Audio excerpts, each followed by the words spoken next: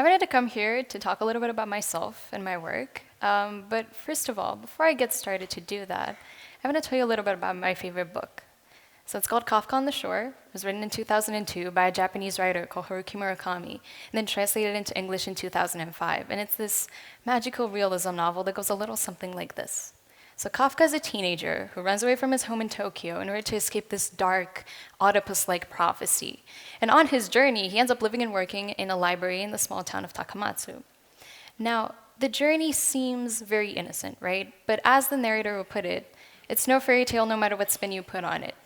And it's true, because his story intertwines with a few other narrative lines, and suddenly fish are raining from the sky, and cats can talk to people, and there's soldiers from World War II still wandering a forest in Japan.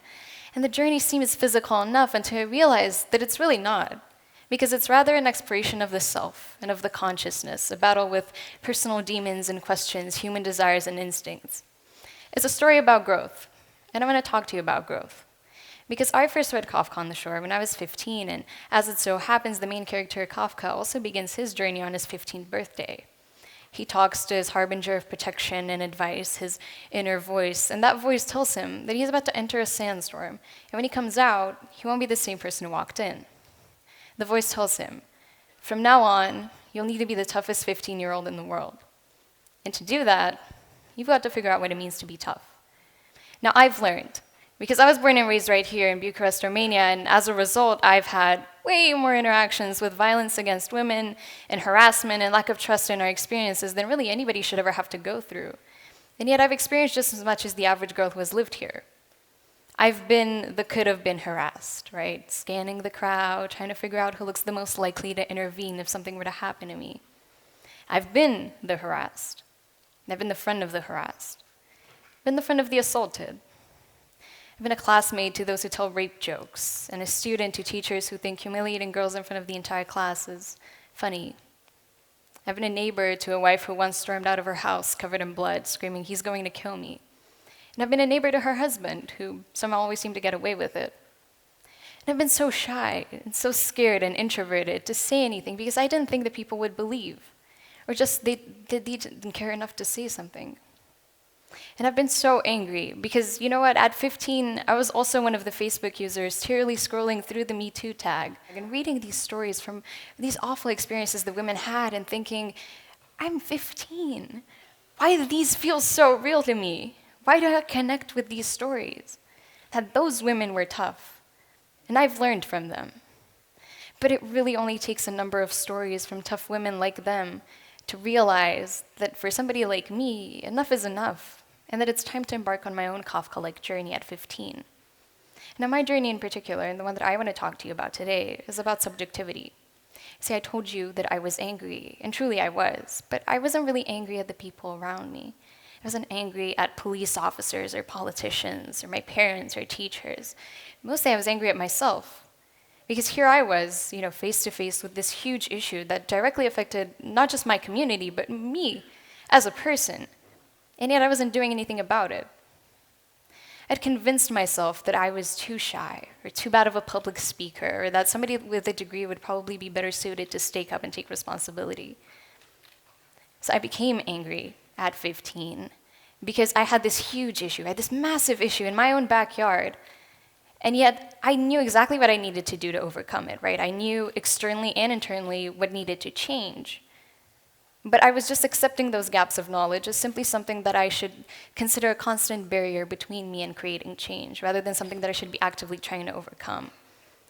So, that meant I was being subjective, right? I was considering my own feelings and fears, which is insane, right? Because we live in a country that has one of the highest human trafficking rates in all of Europe, where street harassment has just become part of the daily commute.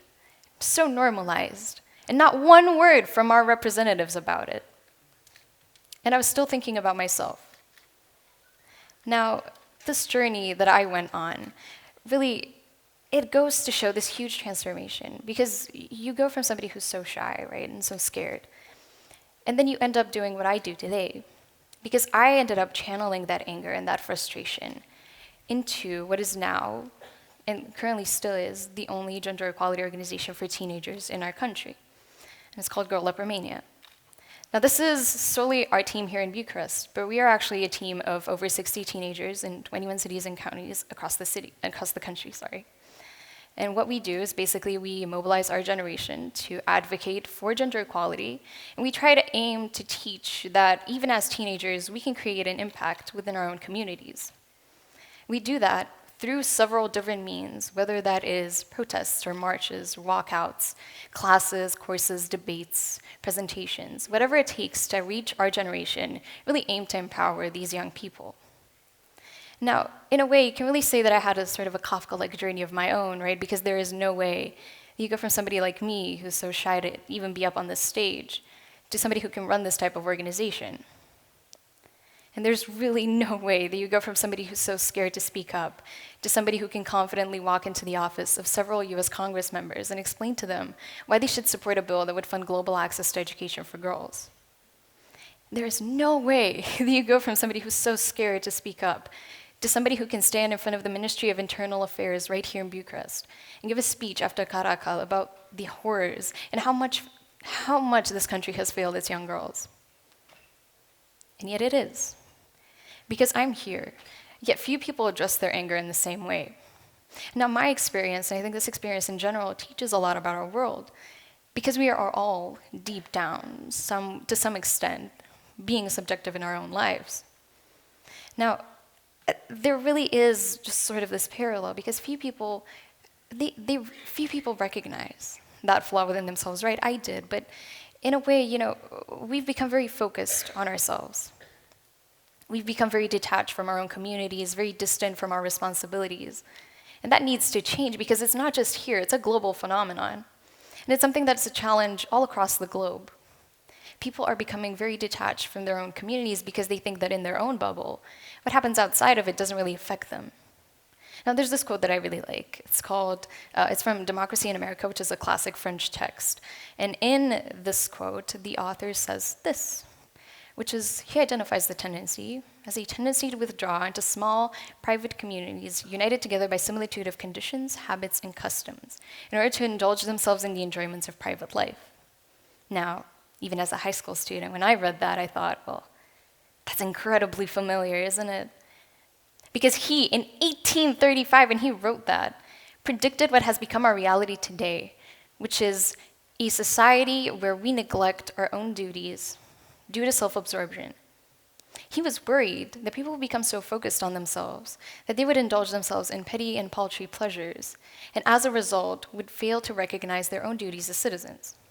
And he was right to feel that way, because we're living in a time where everybody points fingers and passes on responsibility and blame. We never actually step up and do anything because we all expect the next person to do the things that need to be done. And as a result, well, you can't really trace back any of these issues that we're dealing with to anyone or to any mentality because nobody's to blame. And suddenly we're hiding behind terms like traditional and normal because really they just imply that things have always been this way. But they haven't. It's just giving us an out. Why bother investigating when you've stripped these problems and the victims of those problems of any history? Now, this as a whole, it really just goes to show a lack of interest in our own society. Now, there is clearly a lack of accountability and responsibility. That's what we have to address because this is a time that we're living in, a time of self-centeredness and self-gratification. There's another quote that I like. Christopher Latch called it a culture of narcissism. And then Tom Wolfe called it the me decade. Right? And we're living right in the middle of it. Because I've grown up, and I think a lot of my generation has grown up as well, in this environment that really nurtures and feeds personal gain, right? Apathy, carelessness, short-term solutions. An environment really that in turn just promotes this idea that if an issue isn't directly affecting you or your community, that it's not real, or simply that it's not your responsibility to take on. Not your responsibility, the same way that really we've convinced ourselves that women's rights are a women's issue, or more broadly that corruption is a government or public office level issue, rather than really addressing it for what it is, which is a reflection of our society as a whole. Something that we've collectively put there, due to our self-absorption, due to lack of civic duty, and due to a denial of our power as citizens. Because it's so much easier to believe, right? It's so much easier to believe that you don't have an impact, or that you can't have one on your own. Not going to go out to vote, it's just one vote. Not going to send a petition, it's just one petition. Nobody's even going to read it, right? If I go to a protest, well, I'm kind of tired tonight. Somebody else can go for me. I'm just one person, it's not going to count. False. Because you do and you can have an impact. Regardless of the stance you take in a situation, there is no position you can be in from which you don't have an impact. Now, it's incredibly important to recognize this because a lot of people take this stance of neutrality, right? So I'm going to step back. That doesn't make the problem go away. Because when you are faced with the facts and with personal accounts of these issues existing in our world, ignoring them does nothing but make the oppressor protected by a collective silence. You are not stepping away from the problem. You're simply contributing to it. Now, that is the truth. And personally, I think, during a time when truth is being threatened, as Christiane Animal would say, we have to learn to be truthful, not neutral. Now, I believe we must learn to value our own voices and contributions. I really do, because I can tell you, as probably the youngest person in this room, as a future decision maker, as a current advocate, that it is no small thing for anybody really for that matter, to step up and say the things that need to be said and do the things that need to be done. Now, I can give you an example for this, right? Why is it important, for instance, for teenagers to be involved in gender equality? Well, in short, only we know the needs of this generation. Only we can tell you, really, as people who've grown up with the social media, why when you talk about sexual harassment, you have to talk about things like Instagram and Snapchat as well. And only we can tell you why sexual education in schools wouldn't be something damaging to our communities, but rather it's something crucial. Because we've grown up with an overload of unfiltered and just simply unfiltered information and imagery that nobody has really addressed with us. Not just that, though, but we can also help strengthen the life cycle of gender equality. Because we are your future decision makers. We're your future police officers, your future judges and lawyers and district attorneys. And one day we're going to be faced with a case of human trafficking or assault. And in that situation, we're going to need to know exactly how to address it to prevent the issues that we're dealing with now. And while we're going to be making those decisions someday, well, you're making them now. You're in an even more impactful position, really, because you can choose what happens next, and you have that power right now, even more power than I do, or any of my generation does. So we really need you to be the type of person who puts their own feelings and their own personal input aside and really starts to take that decision-making power seriously. Now with that, I do want to tell you something that I told my team at Girl Up during one of our first meetings, which is this. So it goes something like this. You need you all to be careful. It's not about you. It's about the message that you're spreading and the people who that message represents. It's not about how boring it is to write reports or petitions. And it's not about how tired you are and how much you don't want to go to a protest tonight. And it's not about sleepless nights or how bad you looked on the day of a big TV interview. It's about the women and young girls who count on people like you to amplify their voices and help make their stories heard. It's about your friends, your family, your community. It's about your community. And how well you fight for your community isn't determined by your age, your gender, race, or even your experience with activism. It's about how much you care. And I personally think we should all care a lot because outside of these bubbles and these comfort zones that we've built, we've really just neglected so many issues that will in turn affect us as well, and that need to be addressed today. Now, I may be young, truly, I understand, but I think if there's one thing that I've learned from my work, or from my experience just in general, it's really that right now, this self-absorption, right, that we have, it's really abdicating our control over the issues that affect our lives. And the only way to take back that control is really by stepping up, putting aside these comfort zones and these bubbles that we've built, and stepping forward, amplifying the voices of the people who need us most. Whether they are strangers or not, it really doesn't matter. And it doesn't matter how uncomfortable or foreign that feeling might be to you, because it is not about you. With that, though, I want to take you back to my favorite book. talk a little bit about Kafka, because I want to leave you on the same note that the book left me on, because I think it's a really good conclusion to both of our journeys. So at the end of the book, there is this paragraph that goes a little something like this. Eventually you fall asleep, and when you wake up, it's true. You're part of a brand new world. Now, this itself, our journey, right, it's a little bit like that too, except in our world, you can only wake up and start over once. And every day you wake up afterwards, you're going to have to live with the consequences that both you and the people around us have built. Whether you take a stance of solidarity or one of ignorance, the impact that you make on this world will remain and will in turn affect future generations. And that's something that I want all of us to remember as we leave this event today. Because we've failed our community so far, truly, we have.